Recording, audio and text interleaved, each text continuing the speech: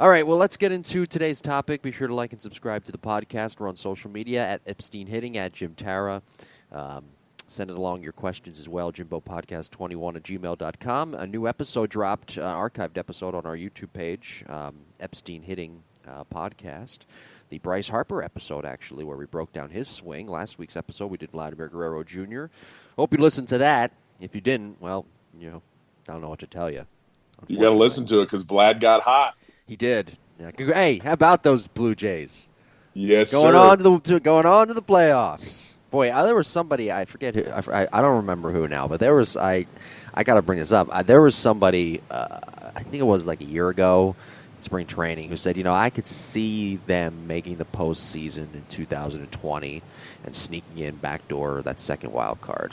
I forget who that guy was. If I find out who that guy was, I'm going to pass it along to you. I might know who that is. All right. You're welcome, everybody. Should have put the money line on that one. Yes. See, people should start listening to me. I do know maybe. And I believe I said the Padres would if we go back. I think we were pretty spot on early this year. We were. Well, I didn't say the Blue Jays when we started the podcast. I said that somebody, in the organization. Oh, okay. They kind of looked at me, ooh, but I said, yes, I think it's going to happen. Yeah. But it's very negative. Very negative in Canada. You're not going to see with me. It's going to happen. Now, you and I did say in the beginning of the podcast that the Padres are probably going to make it. They may win the World Series, the Padres. My God, I thought we talked about the Blue Jays too, sneaking in, or not even sneaking in. I thought we said they were going to have a good year, and they did. I think they snuck in too. By the way, I think they just punched their ticket. Yep. The Giants will sneak in if they make it. Yeah, they're kind of heating up at the right time. They got a couple more games they got to win. That's sneaking in. Yeah. The Brewers, you can make the argument, snuck in last year in 2019. Yeah. Well, anyway, we're talking about swing adjustability today. And there's a lot of players, by the way, on all those teams we just mentioned that have great swing adjustability. Fernando Tatis Jr., Vlad Jr., Bo Bichette, somebody on the Giants, Brandon Crawford. Can I make that argument, maybe? Yeah, good swing adjustability. Yeah, he's a pretty good hitter. Good hitter.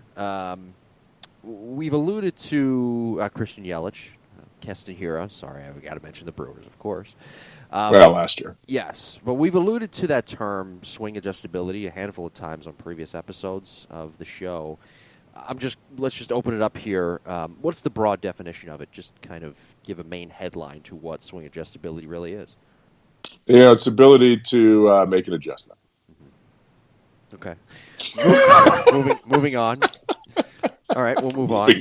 So it's the ability from heel plant, to contact to make finite adjustments in the swing. And you can argue before that, too, with a stride. So we'll talk about that, too. But it's the ability to, look, pitchers are tough and pitchers are trying to get us out. Now, in batting practice mode, not a lot of adjustments need to be made, right? The pitch is the same speed.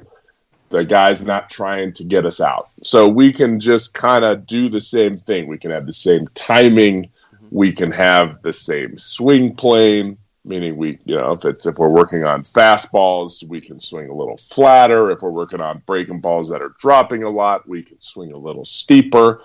If we're working on outside pitches, we can let it get deep. If we're working on inside pitches, we can head out in front, right? So we know the situation. Well, all of a sudden we get thrown into a game. And now it's like, am I going to get a fastball? Am I going to get a curveball? Am I going to get inside? Am I going to get outside? Am I going to get high? Am I going to get low? So adjustability is the ability to, and we don't always have to adjust. Okay, so that has to do with the mental side of it. We don't always have to adjust. But say we have two strikes on us, and we're, this guy throws really hard, so we're protecting, against the fastball, and then all of a sudden he pulls the string. And we're fooled, right? Our timing was early. Yeah. How do I make an adjustment to still find a way to hit that pitch? Yeah. That's adjustability in the swing. Did I keep my hands back? Mm-hmm. Was my stride controlled? Was I jumping? Was my head? And those are all things that we can train to allow players to adjust. So that's the physical part of it. Yeah. Is being in the right launch position, right? Striding, planting the front heel, being in a good position to make adjustments, right? Not everybody can do that. Yeah. And then the second part of it is having the vision and the athleticism to make that adjustment in 0.24 seconds. That's the hard part. That last segment of, do I need to make an adjustment here? And I can teach players how to make an adjustments mechanically. Here's what you do. We get into this position, that position. Yeah. Okay, we're fooled. We still could do this, but some players can do it. Yeah. And we talk about it all the time. Some dudes can hit, and some guys can't. Yeah. Some guys look good, as my dad said, in the hotel lobby, and some guys look good in the batter's box. 5 o'clock. Yeah. And they're all on the same roster. Right? Why are some guys great? When I started my career in independent ball, there was you might remember this name. Fred Lewis was on the team. Yeah. Yeah. My parents saw him play when he was with the independent team I was working for, and they said, "Man, he's just a little step slow." So, and I had a quick story here. One of the coaches on the coaching staff was a retired FBI agent. I respect him very much, Joe. I won't say his last name, but we still speak to this day. And I remember I was down at the batting cage. We were in the postseason.